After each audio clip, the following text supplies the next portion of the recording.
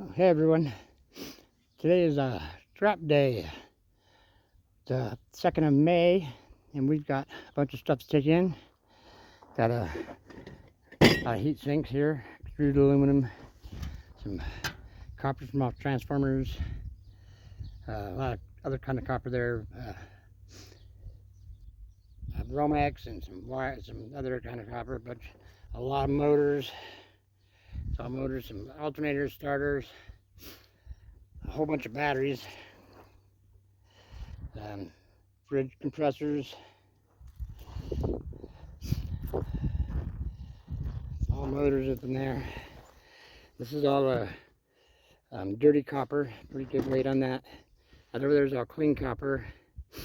Got a lot of DeGrasse wires from TVs that are aluminum, unfortunately. So that's all aluminum heat sinks right there also.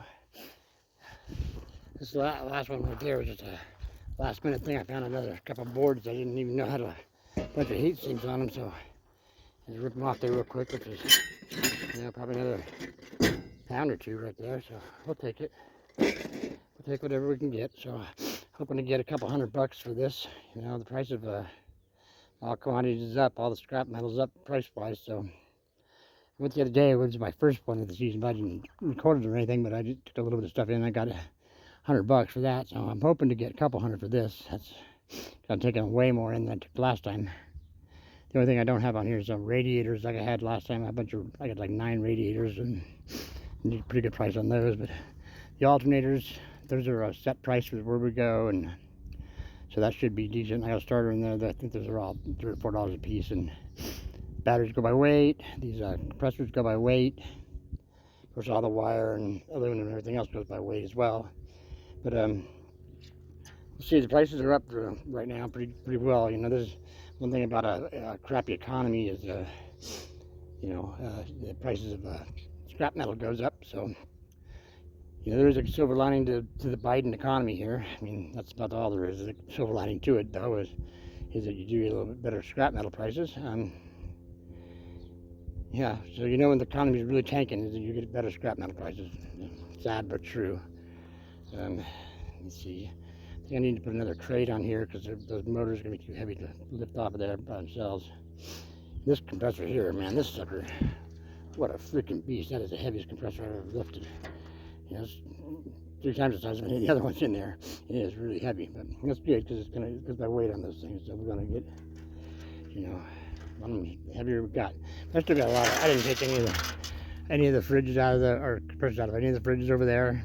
There's 1, 2, 3, 4, 5, 6 of them over there that I could, 76 more compressors. So I mean, if I really didn't want to spend the time and get more than all the motors out of those washers and dryers there too, I could do that as well. But I just want to get this done today and get the money we need to get for today and come back and we go back at it again after that. And this is my backup after that. I don't want to give my whole shot on one day here.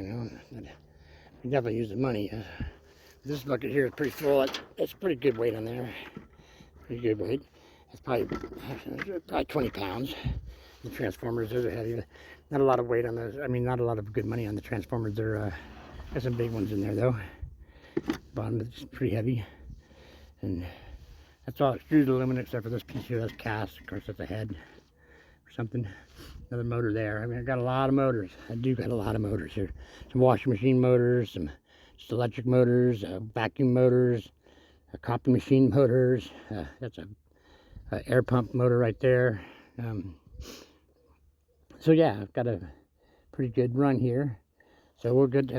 We'll get this on the road here. I got to stop and get some gasoline and then head into the town to turn all this in, and we'll kind of give it a shot there, and we'll see what kind of money we get, and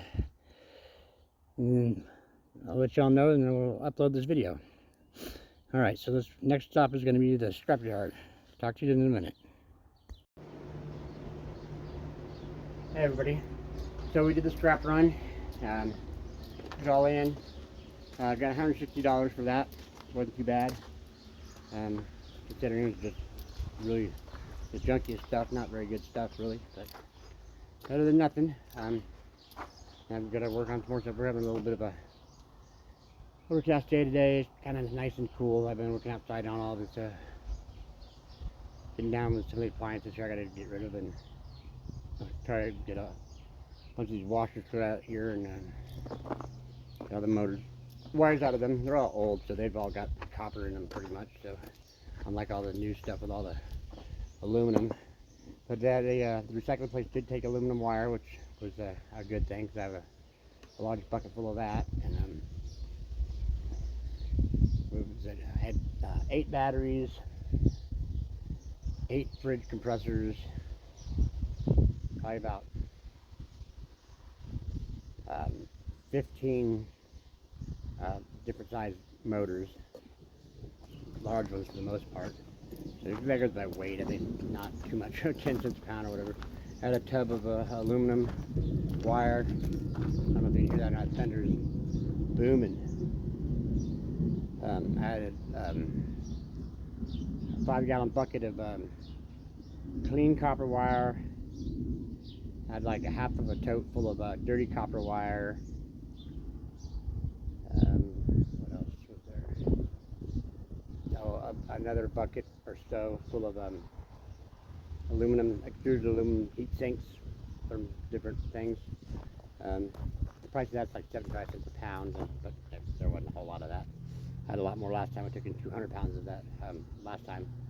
And that was the majority of what I took in. I got $100 for just for that aluminum, pretty much. So, but yeah, it was not a bad haul, you know. Considering the gas it takes to get there, though, it's a trade-off. Like I'm a little bit rural out here, so it cost me a little bit more than I'd like to, especially with that beast of a truck that I got. This whole Ford.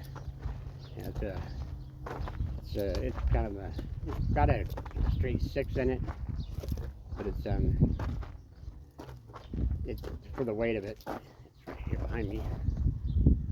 For the weight of it, straight 6 just doesn't cut it. It makes it too heavy, you know. And the straight 6 is a good little engine, but it just can't. The weight of this truck is, you know, it's a beast of a truck. So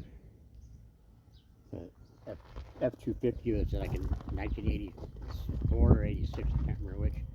And somebody took out the 8 that was in it and put it in the straight 6, which, you know, it's a good engine for a smaller car. It's a good economy engine, but for this truck, it just does not have the power.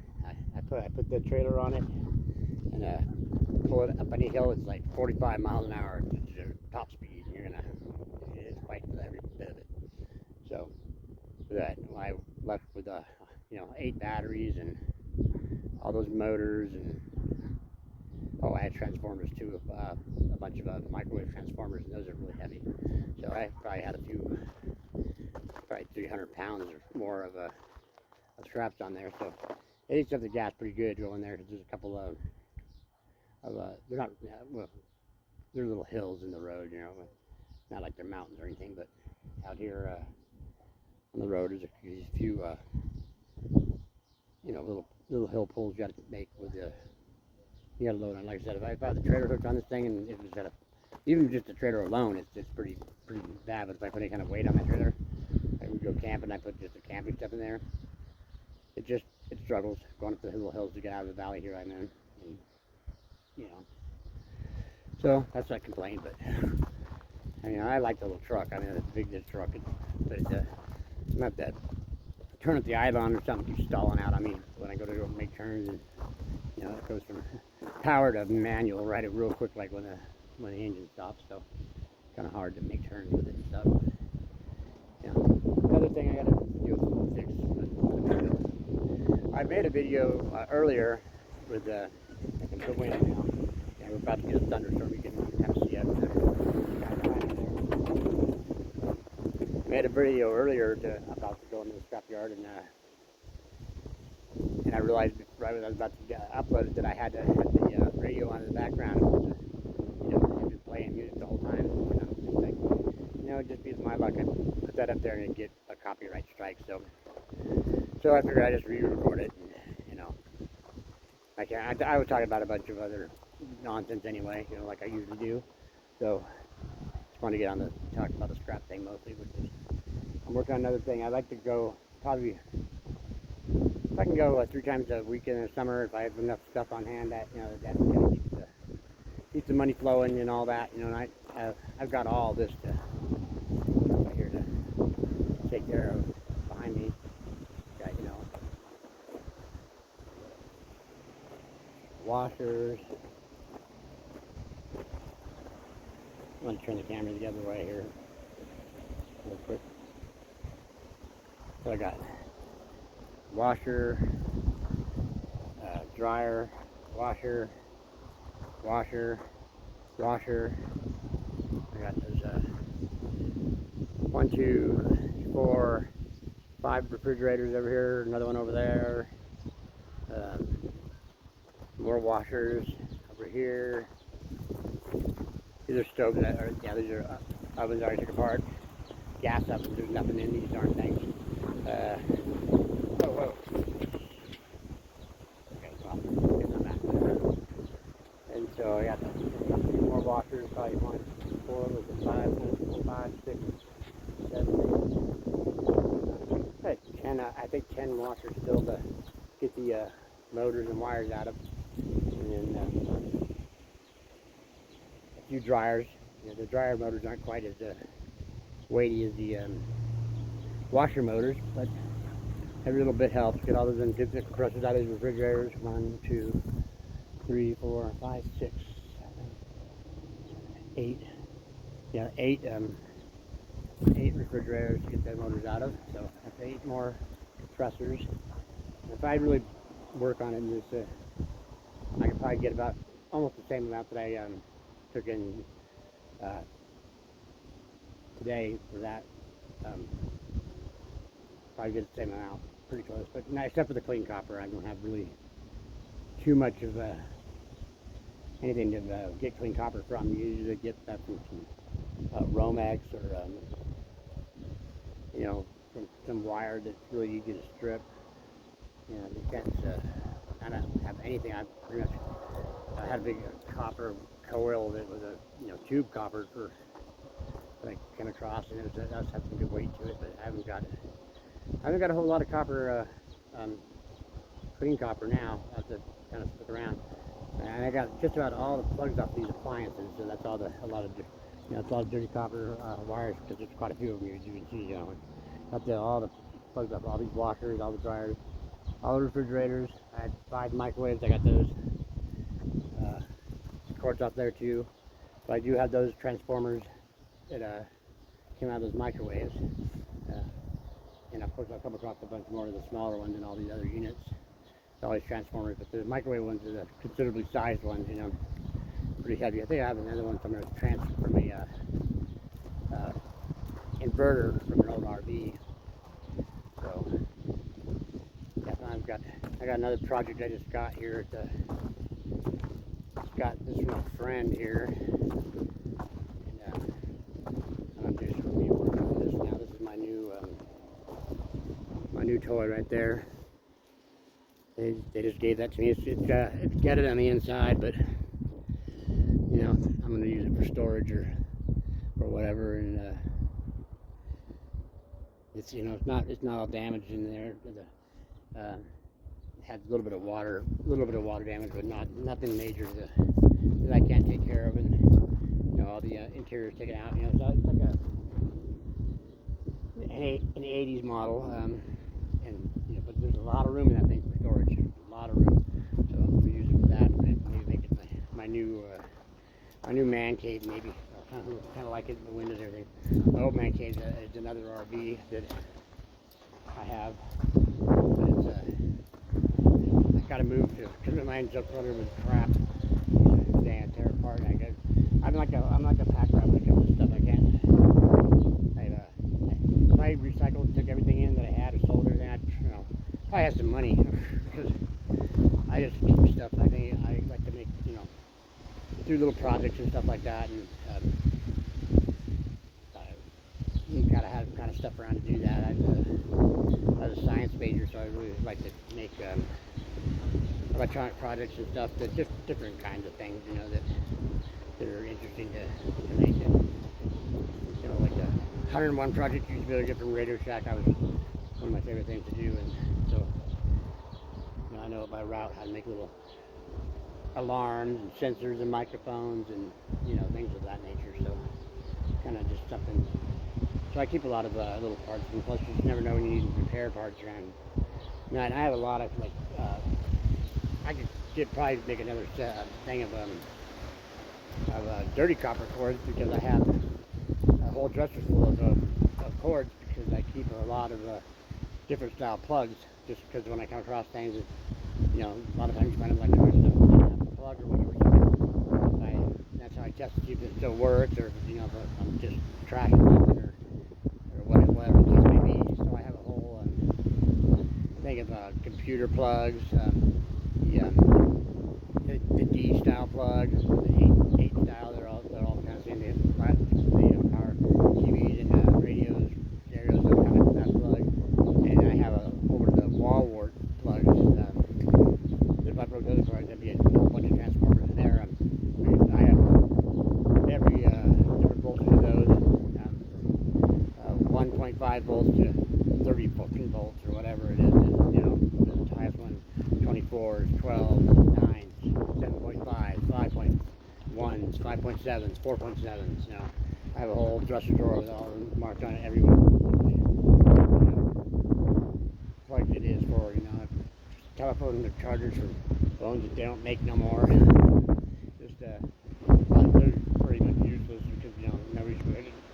But I have a whole thing full of phones, because I've got to do the gold recovery for those. So sometimes I have to power them up to see, you know, what you might see, if there's anything on them that might be interesting, you know. Because you never know. I've found a few interesting things on some of the phones that are like around. And sometimes you find a memory card still in them, which you know, those are always good to find those. Of course, you know, nowadays phones, if you have an Apple or anything, you don't get a memory. You can't put a memory card in it. And the newer Android phones, you got to put it in a spot with the SIM card. It's kind of a pain in the butt without the key to put that in there. That's the old way of just sliding them in one spot. But okay, so I actually turned the thing off with my stick, because I have to turn it on to push the button. So all right, I'll finish this up. There's a couple more minutes on the end of it here, and getting pretty windy out here anyway. Probably losing the sound with a lot of wind. It definitely looks like it's going to storm on us. Like a quick little look around here, with the storm looks like here. I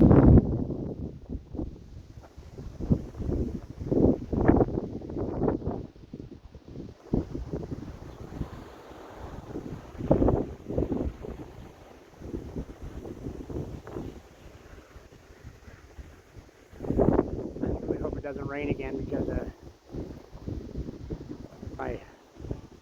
my work building, the leaks are bad in there. All my stuff gets all wet, and I really don't like it. You know, when Virgo over there, come down a little bit over that way. Yeah. Hopefully the wind just blows it away from me, though. Sometimes it doesn't do that.